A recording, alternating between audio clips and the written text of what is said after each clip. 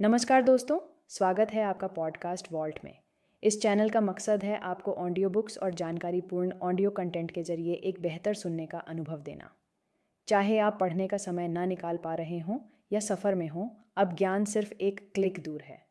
इस वीडियो को अंत तक ज़रूर देखें ताकि आप जान सकें हम आपके लिए क्या क्या लाए हैं। अगर आपको हमारा प्रयास पसंद आए तो लाइक करें, शेयर करें और सब्सक्राइब करना ना भूलें। नीचे कमेंट करके बताइए कि आपको और किस विषय पर ऑडियो चाहिए। आपके सपोर्ट के लिए दिल से धन्यवाद। पॉडकास्ट वॉल्ट में हर शब्द आपके लिए है। नमस्कार। आज हम भारत की एक बहुत ही कह सकते हैं महत्वपूर्ण तकनीकी पहल पर बात कर रहे हैं। भारत जेन। हाँ, भारत जन। ये भारत का पहला सरकार समर्थित मतलब यहीं देश में बना हुआ multi modal large language model है, जिसे हम LLM भी कहते हैं। बिल्कुल। और इसे खास तौर पर हमारी भारतीय भाषाओं और हमारे संदर्भों के लिए डिज़ाइन किया गया है। जून 2025 में लॉन्च हुआ है और ये टेक्स्ट, आवाज़, इमेज इन सब को 22 भारतीय भाषाओं में प्रोसेस कर सकता है। हाँ, और ये बहुत बड़ी बात है क्योंकि देखिए अब तक टेक्नोलॉजी में खासकर AI में ज्यादातर दबदबा तो अंग्रेजी का ही रहा है ना। सही बात है। तो भारत जन का जो लक्ष्य है वो AI को भारत की इतनी बड़ी इतनी विविध आबादी के लिए सुलभ बनाना है, आसान बनाना है। मतलब वो भाषा की दीवारें तोड़ना। बिल्कुल, भाषा की बाधाओं को तोड़ना। सोचिए एक AI जो आपकी अपनी भाषा, आपकी बोली समझता हो। हाँ। और उसकी कुछ बातें तो वाकई बहुत खास है, जैसे ये मल्टी मॉडल है। मतलब सिर्फ टेक्स्ट नहीं, आवाज और तस्वीरें भी समझ सकता है, जैसे हम इंसान समझते हैं। फिर मल्टीलिंगुअल है, 22 भारतीय भाषाएं और उनकी बोलियां भी, ये तो कमाल है। हाँ, ये बहुत जरूरी था। और ये ओपन सोर्स भी है। इसका मतलब क्या हुआ? ओपन सोर्स मतलब इसका कोड सबके लिए उपलब्ध है, तो कोई भी डेवलपर, कोई रिसर्चर इसे इस्तेमाल करके नई चीजें बना सकता है, नए प्रयोग कर सकता है। इससे इनोवेशन को बहुत बढ़ावा मिलेगा। अच्छा, और एक और अहम बात, इसमें भारत केंद्रित डेटा इस्तेमाल होता है। हाँ, ये शायद सबसे खास बात है।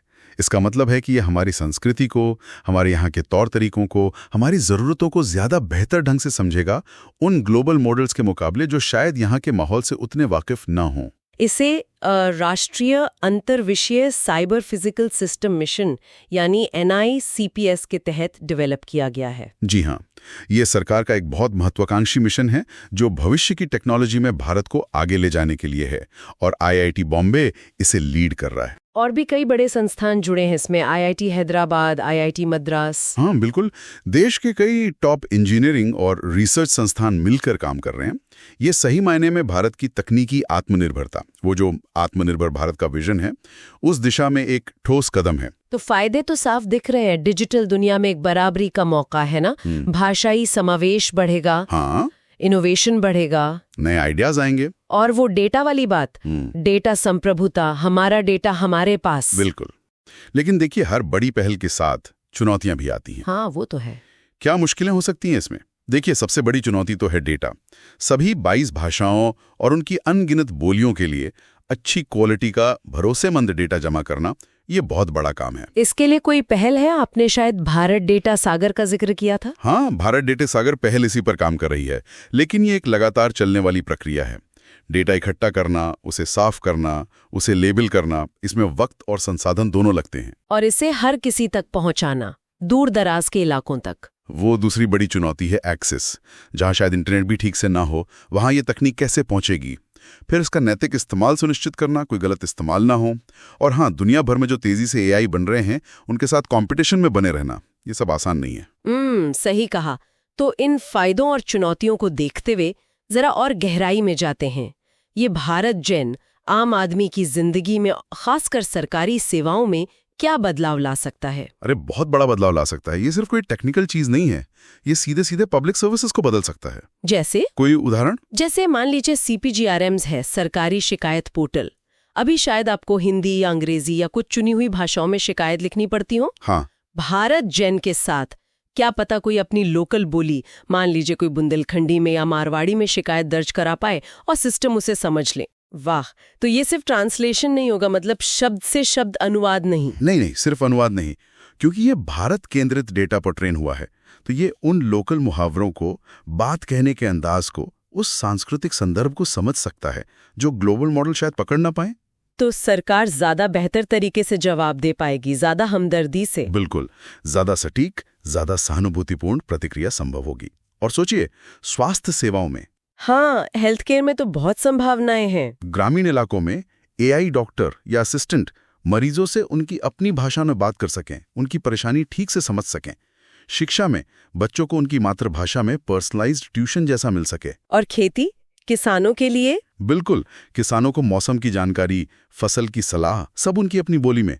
शायद सिर्फ आवाज से पूछें और जवाब मिल जाए। ये सब मुमकिन है क्योंकि मॉडल टेक्स्ट और स्पीच दोनों समझता है। और ये कम संसाधनों वाली भाषाओं का भी ध्यान रखता है, ये भी एक बड़ी बात है। हाँ, ये बहुत महत्वपूर्ण है। और वो डेटा संप्रभुता वाली बात फिर से आती है। मतलब हमारा संवेदनशील डेटा, हमारी जानकारी देश में ही रहेगी, सुरक्षित, और जो हमारे कानून हैं जैसे digital personal data protection act, उनके हिसाब से चलेगी। बिल्कुल, ये पक्का करता है कि AI का विकास हमारी जरूरतों और हमारे नियमों के हिसाब से हो। ये सीधे सीधे आत्मनिर्भर भारत वाली बात है। बाहर की टेक्नोलॉजी पर निर्भरता कम करना और अपने देश में ही AI का एक मजबूत इकोसिस्टम बनाना। और ओपन सोर्स होने का फायदा यहाँ भी है। हाँ, क्योंकि ओपन सोर्स है तो छोटे स्टार्टअप्स, रिसर्चर्स, स्टूडेंट्स, सबको मौका मिलता है कि वो इस पर कुछ नया बनाए। भारत की समस्याओं के लिए भारत में बने समाधान। तो अगर हम संक्षेप में कहें, भारत जेन का मकसद AI को लोकतांत्रिक बनाना है ना? हाँ, बिल्कुल। AI को सबके लिए सुलभ बनाना, हमारी भाषाओं का सम्मान करना, उन्हें बचाना और भारत को एक जिम्मेदार नैतिक AI लीडर के तौर पर स्थापित करना। ये भारत के डिजिटल भविष्य और सामाजिक आर्थिक तरक्की के लिए वाकई बहुत अहम लग रहा है। हाँ, उम्मीदें तो बहुत हैं इससे। हाँ, उम्मीदें तो हैं, पर एक सवाल फिर भी मन में उठता है कि क्या ये टेक्नोलॉजी सच में भारत के हर गांव, हर गली, हर बोली तक पहुंच पाएगी? और जो हमारी भाषाओं की इतनी गहरी जटिलता है, क्या ये उसे पूरी तरह से संभाल पाएगी? ये एक बड़ा सवाल है। शायद इसका जवाब तो हमें वक्त ही देगा।